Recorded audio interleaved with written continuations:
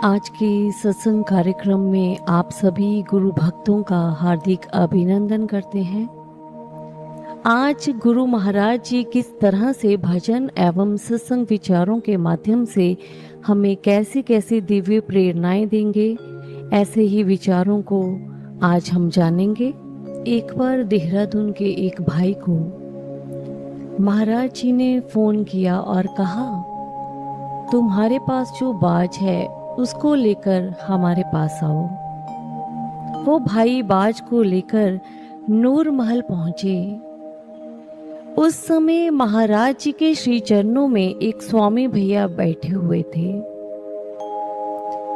उस समय महाराज जी ने उस बाज को देखते हुए कहा, इसको न्यूट्री खाने को दो।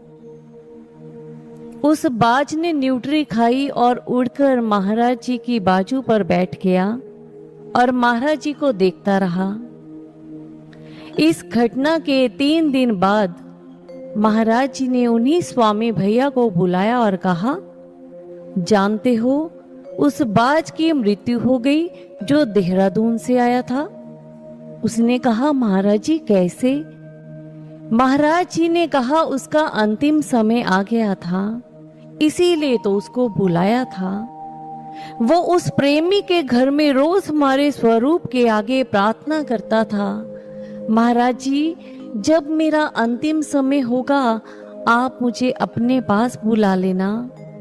उसकी प्रार्थना इतनी प्रबल हो गई थी कि हमें शीघ्र अति उसको बुलाना पड़ा। गुरु भक्तों, प्रार्थना वाणी का वैभव नहीं होती। जिस प्रार्थना में शब्द हैं, भाव नहीं, वो कभी भी गगनगामी नहीं हो सकती।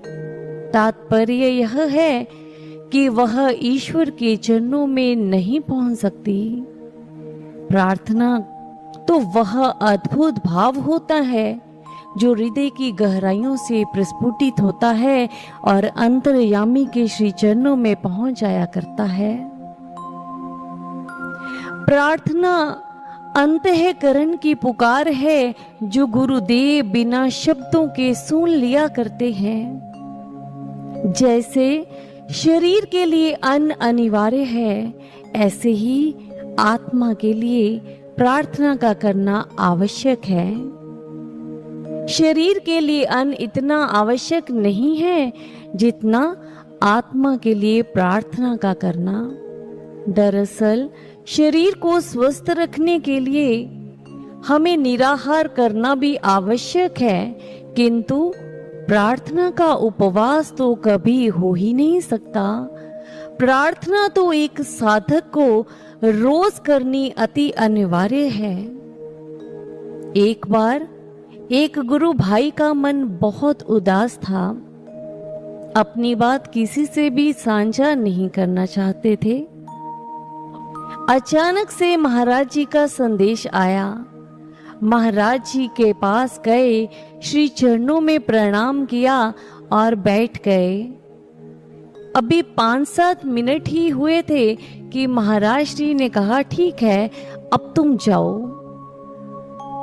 कुछ नहीं बोले वो भैया और उठे, प्रणाम किया।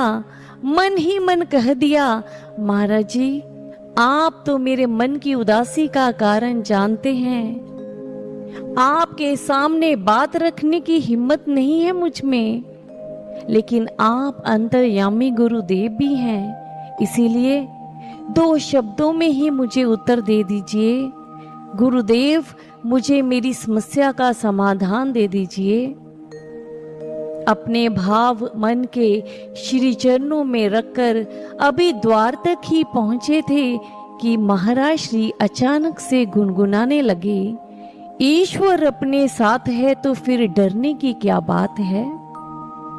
वो भाई तुरंत पलटे और महाराज जी की ओर देखा। महाराज जी उनको देखकर मुस्कुरा रहे थे। वो भी महाराज जी को देखकर मुस्कुराने लगे, क्योंकि अंतर्यामी गुरुदेव ने उनके मन के भाव जो पढ़ लिए थे और वो भी उनके बिना बोले, और उन्हें आज अपनी समस्या का समाधान भी मिल गया था। गुरु भक्तों, यह है प्रार्थना की शक्ति जो शब्दों की मोहताज नहीं होती। तो आइए कुछ ऐसी ही भावपूर्ण प्रार्थना को हम भजन के माध्यम से श्रवण करते हैं। बोलिए श्री आशुतोष भगवान की, सच्चे दरबार की।